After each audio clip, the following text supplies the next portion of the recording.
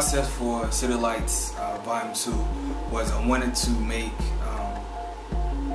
records that people could vibe with. That's something that people thought was fun.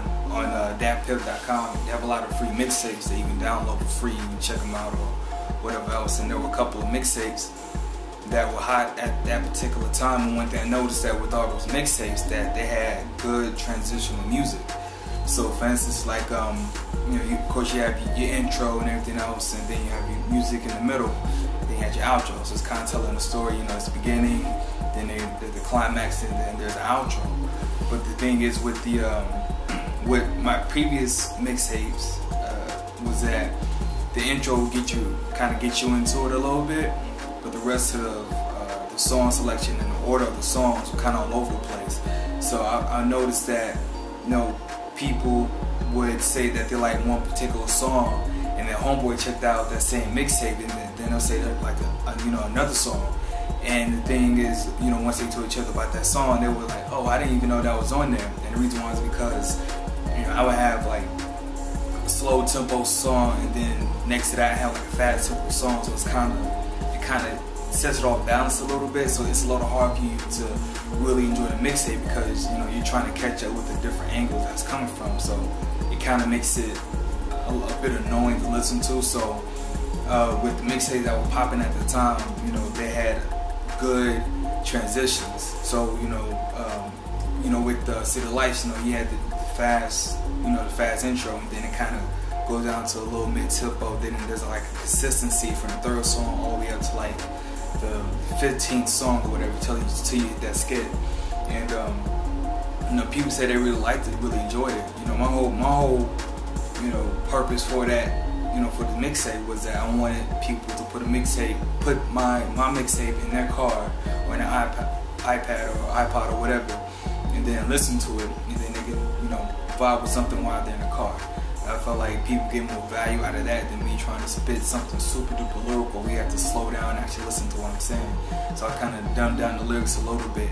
The process for the mixtape, as far as going in, at that time I was dealing with 3 different projects. I was dealing with my own project. I was dealing with the Diamond Entertainment project, and I was also dealing with a couple of collaborations at the time. Giving verses to different artists. By the way, shout out to my boy DJ Cammy out there in Myrtle Beach, South Carolina, doing his thing. Hold your head, man. The process was pretty much at the time I was basically going to the studio every single day, recording either a new verse or a whole new song.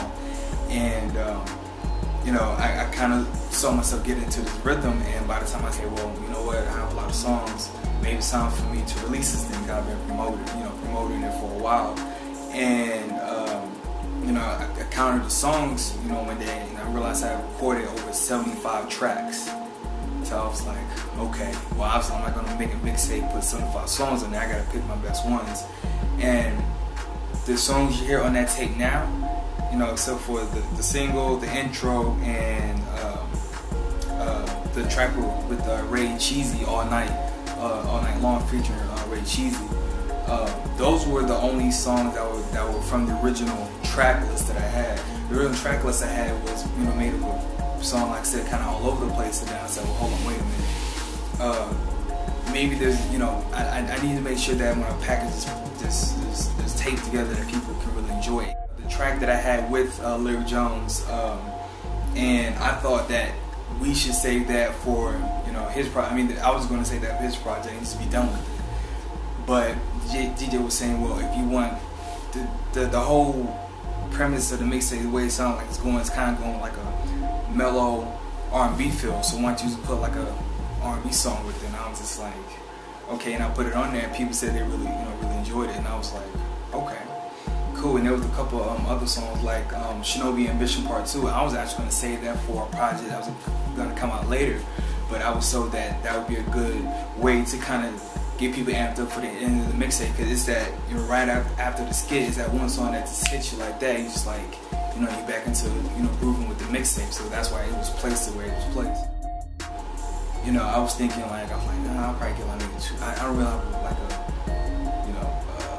I have a good single, But at that time, I was really checking the numbers. I was too busy, getting in the studio trying to, push as many songs as possible. And then once I was able to get, Diva Squad Promotions on board with promoting the tape and the single, after I was done, doing everything I needed to do, and I finally got out of the studio and into the real world and checked all these numbers, it blew me away that my single had over 2,000 downloads.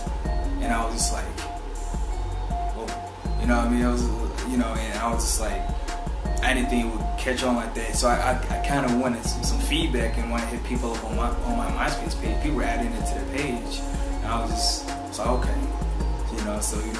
It was a blessing to get a track from Mr. Wild Up, because I know he's busy all the time, and the fact that he was willing to put time and effort into it, and get a blessing from D-Mo as well, and Pat Bailey to even contribute to the project was just enormous, and it helped lead the mixtape to get 2,000 downloads itself. We had 2,000 unique downloads. Of course, for the majors, that's not anything big, but the fact that I was able to put this tape out without any huge budget behind it, it's just phenomenal. So that's why I keep pushing it, and that's why every now and then you see me post a single, is because it's authentic and people really enjoy it. So I'm happy with the finished product, man. I can't wait to release something else. I'm about to go back in the studio, as we speak, and try to get something else going. I'm excited. So. And with this mixtape,